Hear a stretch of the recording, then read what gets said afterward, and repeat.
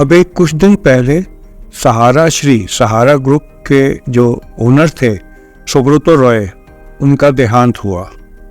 और जब प्रेस में ये खबर मैंने पढ़ी कि कॉज ऑफ डेथ क्या है, तो उसमें आया कि लाइफ स्टाइल रिलेटेड डिजीजेज जैसे शुगर, ब्लड प्रेशर के साथ उनको मेटास्टेटिक कैंसर था। और एक काफ़ी लीडिंग न्यूज़पेपर में खबर छपी हुई थी और उसमें लिखा था कि वो एक असाध्य रोग मेटास्टेटिक कैंसर से उनका जीवन खत्म हुआ। और साथ में लिखा हुआ था कि सोनाली बेंद्रे की, अपनी बॉलीवुड की एक्ट्रेस हैं, उनका जो बीमारी थी वो भी इसी तरीके की एक असाध्य रोग की थी जिसमें उनके बचने का चांस 30% था, फिर भी वो रिकवर कर गई और उनको भी मेटास्टेटिक कैंसर था। ये न्यूज़ मेरे अपने विचार में थोड़ी सी मिसलीडिंग या मिसगाइडिंग थी कि जैसे मेटास्टेटिक कैंसर एक ही बीमारी होती है और जिसको मेटास्टेटिक कैंसर हो उसका मतलब होता है कि वो अकेले बीमारी है। तो चूँकि ये मेरा चैनल है जनरल पब्लिक में नॉलेज देने के लिए, इसलिए मैंने सोचा कि एक छोटा सा अपडेट कि कैंसर क्या होता है, मेटास्टेटिक कैंसर क्या होता है, इसके बारे में मैं जनरल पब्लिक में आपको बता दूं। तो ये 5 मिनट से कम का है, आप इससे जुड़े रहना, आपको फ़ायदा होगा और आपकी थोड़ी सी नॉलेज बढ़ जाएगी। कैंसर क्या होता है? कैंसर होता है जब हमारे बॉडी के सेल हमारा कहना नहीं मानते, हमारी बॉडी के सिस्टम का, और बिना कहने के इनडिसिप्लिन वे में ग्रो करने लगते हैं। एक क्रूड एग्जाम्पल मैं आपको समझाता हूँ। जैसे आप बच्चे होते हैं, कद कम होता है, और जब तक आप एडल्ट हो जाते हैं तो आपका कद 5.5 से 6 फुट पहुँच जाता है।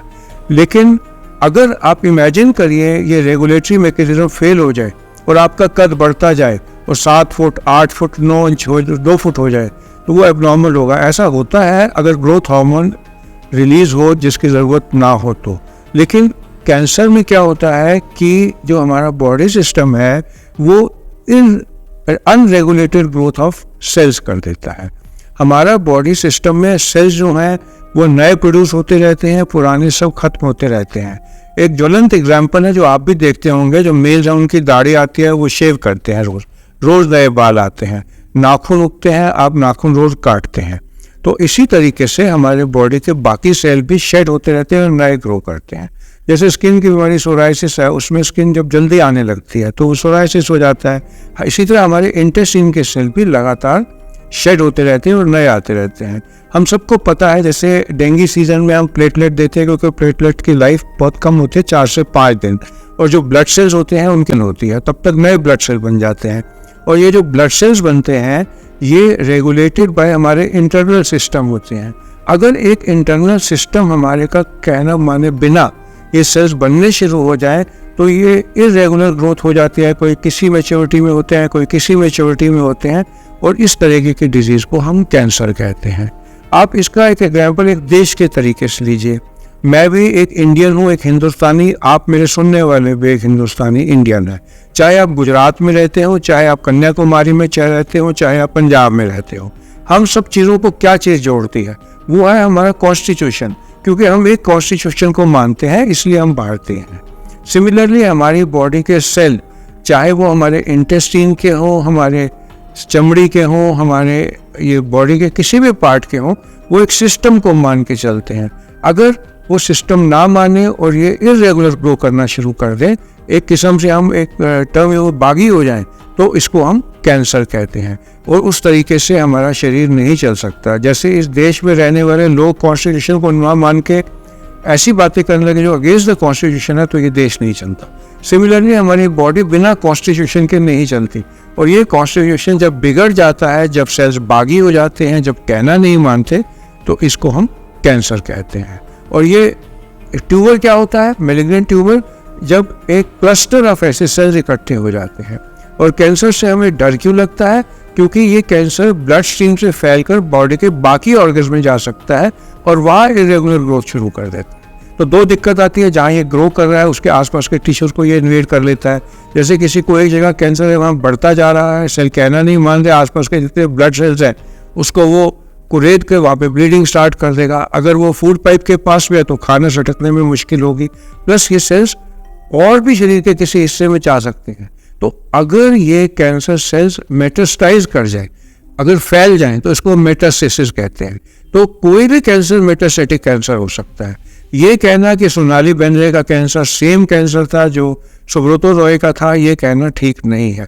जो मैंने नेट पे पढ़ा तो मुझे पता लगा कि जो सोनाली बेंद्रे फिल्म एक्ट्रेस थी, वो अभी बहुत भगवान के दया से ठीक है, उनको ब्रेस्ट कैंसर हुआ था।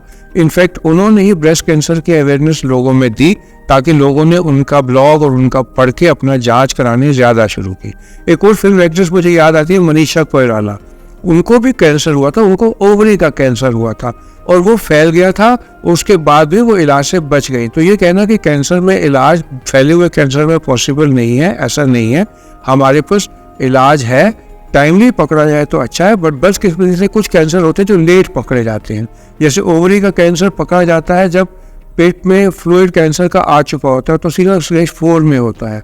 और पेंक्रियास का कैंसर बहुत बुरा होता है, क्योंकि जब इन्वेड कर चुका होता है तो पकड़ा जाता है।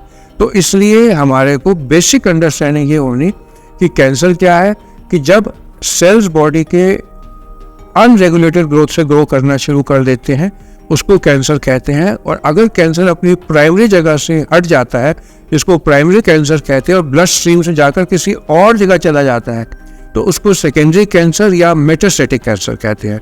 कोई भी कैंसर फैलने के बाद मेटास्टेटिक कैंसर हो सकता है। कॉमनेस्ट कैंसर जो मेल्स में देखे गए हैं वो प्रोस्टेट का कैंसर होता है, और लेडीज में जो होते हैं वो ब्रेस्ट कैंसर होते हैं। कोलन में और लंग्स में कैंसर दोनों में काफ़ी कॉमन होते हैं। तो मेरा आज का अपडेट इतना था, और मैं चाहता हूँ अगर इस तरह के अपडेट आपको सीखने में कुछ हेल्प करते हैं, नॉलेज थोड़ी बढ़ाते हैं, तो मेरे चैनल को सब्सक्राइब कर लीजिए और इस वीडियो को लाइक कर लीजिए और लाइक माइंडेड पीपल में शेयर कर दीजिए। आप सबका मेरे साथ जुड़ने के लिए धन्यवाद।